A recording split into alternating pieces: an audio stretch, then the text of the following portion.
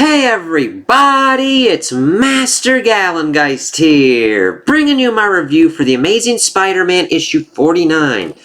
Ooh, Blood Hunt tie-in, dealing with vampires. Now granted, this has some stuff to do with, but we do get a pretty good self-contained kind of story that deals with blood hunting here. And, there's no real setup for issue 50 here. We've pretty much, this was kind of a nice little stopgap to also showcase the mini-series that is going to be dealing with Blood Hunt with Spidey. So we'll see how this kind of goes, because I really enjoyed this issue. I liked how character-driven it was, and how it kind of explores Spidey's character and the characters that are involved in here. And I'm just like, alright, let's see how this works. So we start off in the Upper East Side as somebody's crashing into a place, and we see this Kareem shouting for Rabbit. Yo, where you at? How long it take you to shake down a bodega? You up there, Kareem? You okay? This guy giving you trouble?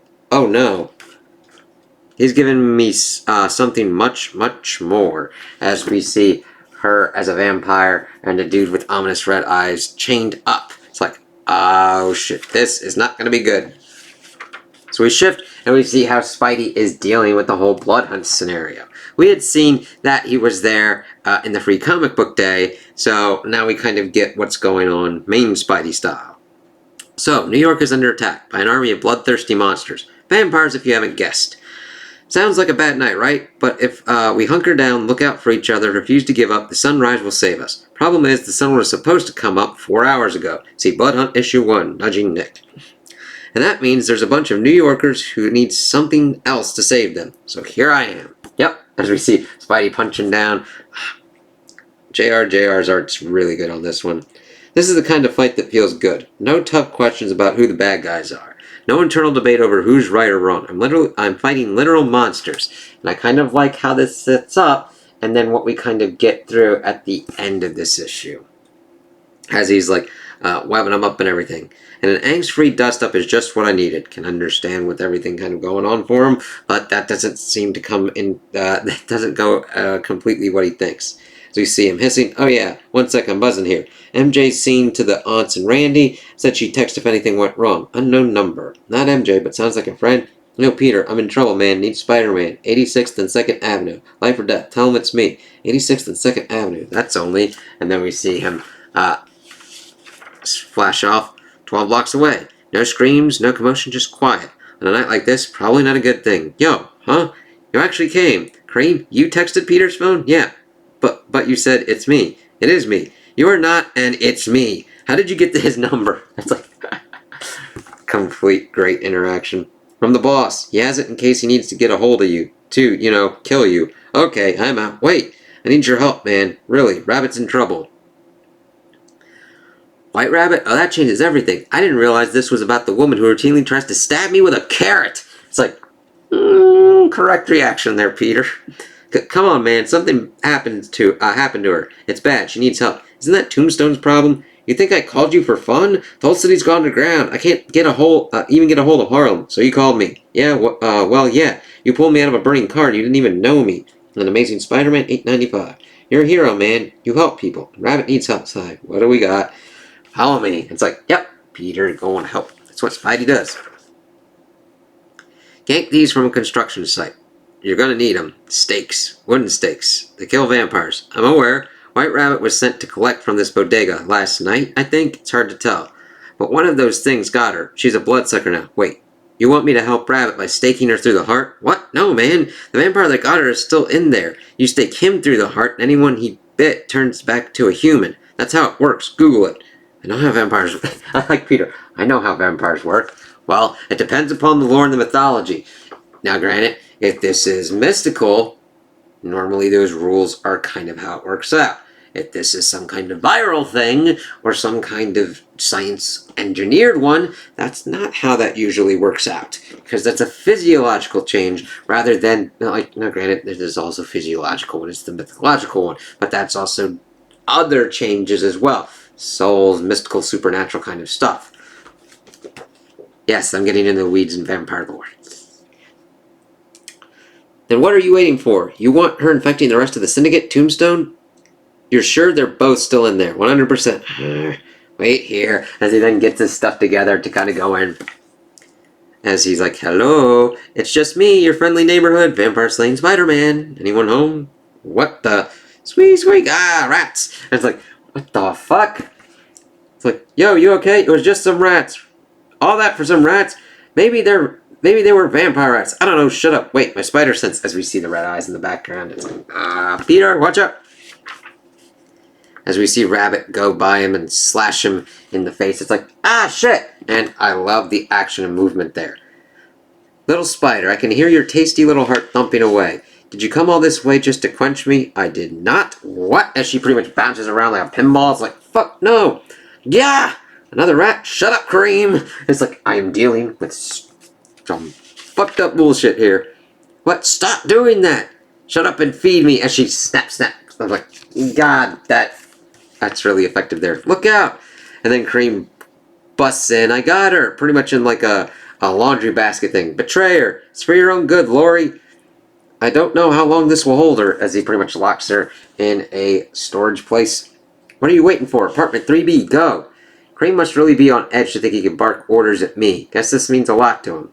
Didn't know he and Rabbit were that close. Creak? Of course the door creaks. I like that. It's like, oh god. Spidey, this is going to be one hell of a night for you. Is this where the walls start bleeding? Yep. I know it's a kind of joke thing, but it's like, when you're dealing with supernatural shit, you never know what's going on. Looks more like they threw up half-eaten packages of meat. A monster lives in this place, alright. I hear you. Calling me a monster. Heard me. I didn't say. Oh. I mean, I actually like monsters. I'm just here to have a nice, pleasant talk as he's coming in with his steak. It's like, oh god. Hope this vampire doesn't ruin it by trying to bite me. Guess that didn't work. As he goes like, and Pete's, that's a really good one. He's like, Pete is not having a good night with this. Chink, as we see that he is the one locked to the radiator. Get away from me. It's like, okay, what's going on here? And this kind of changes this perspective. Pete, at first, was like, oh, this is like a angst-free kind of fight. This is like, I don't have to think or anything about this. No tough questions. And then he's like, grr. What? Somebody got here before me. Who changed you up? Chained you up? I did, you idiot. Wait, is that for me? Thank God, just do it. What? I am in hell. Kill me. Kill you? I don't. What happened here? And I love how Pete is really confused. He's like, what's going on? I was downstairs giving a customer his change. I remember his eyes. They were kind. And then he wouldn't let me pull my hand back. And his eyes, I couldn't see them anymore. They were black, and all I saw were teeth. Then he was gone, and I was hungry. Next thing I knew, she was here. The girl who dresses like a rabbit and takes half my money. And I could hear the blood rushing through her veins, and then I was biting her. And we see him crying about this. He didn't want to do this. I used to wish one of you would come when she was taking my money, so you would stop her and I could stop being afraid. But you never did, and I bit her, and now you're here too. And it's just really fucking sucks, man. It's like he needed help. And then there's a point that he's now like this, and it's like, oh, damn, just do it. It's okay. Hey, I don't know why I thought I could. This isn't what I do, okay? Get up. And I love that. Spidey doesn't do this. And I love that he's like, no. I know people, experts at stuff like this. I'm gonna help you. Try at least. That's all well and good, son, but I've been paying attention. I don't see much help going on out there. I know. But you're safe in here, I promise. But we see somebody somehow is behind him. It's like, what the hell? Then he goes, gah, and he bursts into dust. And that's just a great, the shifting panel to seeing him as dust. He's like, no! We got him, Spidey. Nice work. You didn't have to do that. He didn't want to hurt anybody. Sorry, Playboy. I was running out of time. As we see that he pulls down his collar and White Rabbit had bit him, so he needed to do that. When I found Rabbit, I didn't exactly get away unscathed. She bit you. Wasn't honest about who we were trying to save tonight. Save? We didn't save anyone. He's dead. I want to make sure you're charged for this. Charged for what? Killing a pile of dust? And I love how it's like, you're not going to be able to make it to stick. And it's like, ugh. Kareem, what happened? I didn't hurt you, did I? It's okay, Rabbit. I took care of it. It's all going to be okay. This is war, Spider-Man. Nobody's going to care about a few casualties, and that's what separates.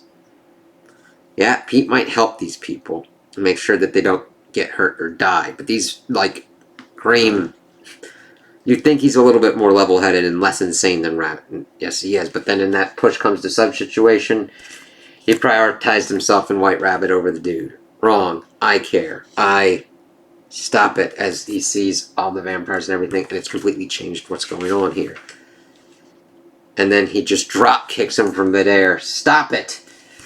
And we see that this has affected him now. Here I am again fighting literal monsters, but this time it's different. I hit them again and again, but it does not feel good. Who were these monsters yesterday? As we see them going around, we see their faces and everything. What turned them into this? Need to find a way to help. Get to a lab. Stop this. And we hear, grr, I need to not get eaten by the lizard. As we then see it shift to be continued in Amazing Spider-Man Blood Hunt. The mini. It's like, ah, shit.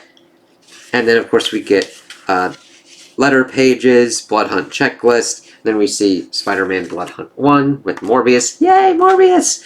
Yes, I know there was the whole movie, but Morbius is an interesting character, and I like when they bring him into play. I liked seeing him utilized in the Amazing Spider-Man cartoon show as well. And then we see issue 50 with him and the Goblin. So, I liked this because it started off with Spidey being like, oh yeah, I can just fight fucking vampires. They're monsters. I could just punch them. And then we see as he goes through and he's like, gets pulled in this situation with Kareem and Rabbit. And he finds out that this person was turned and he doesn't want to hurt anybody. It's crazy that this character pops up in this issue and there's given so much depth to chew on, and then Kareem's like, fuck this shit. I got bit by Rabbit. I needed to do this to save myself. It's like, but Pete knows people. We could have tried to help them and help you. It didn't need to be like this.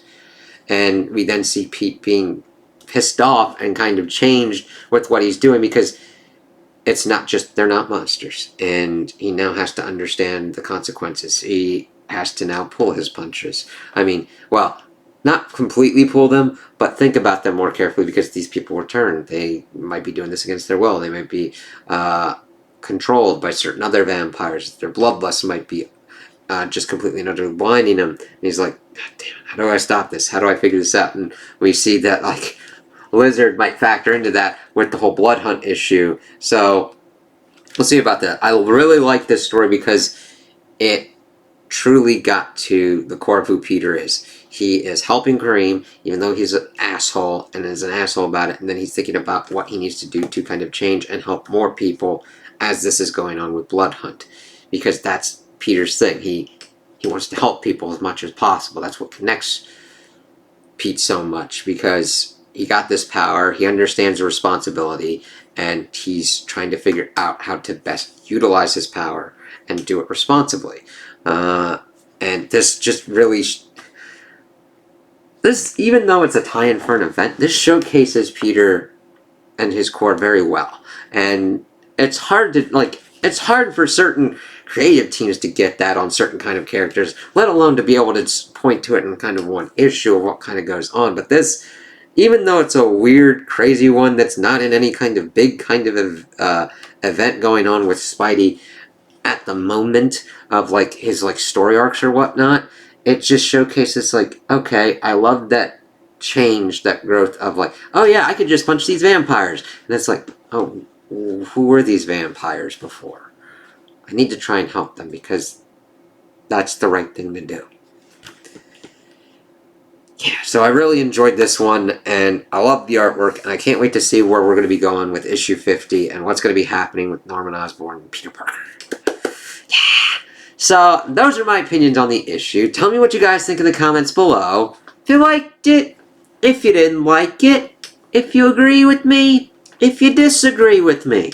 Also, like and subscribe, and I hope you have a good day.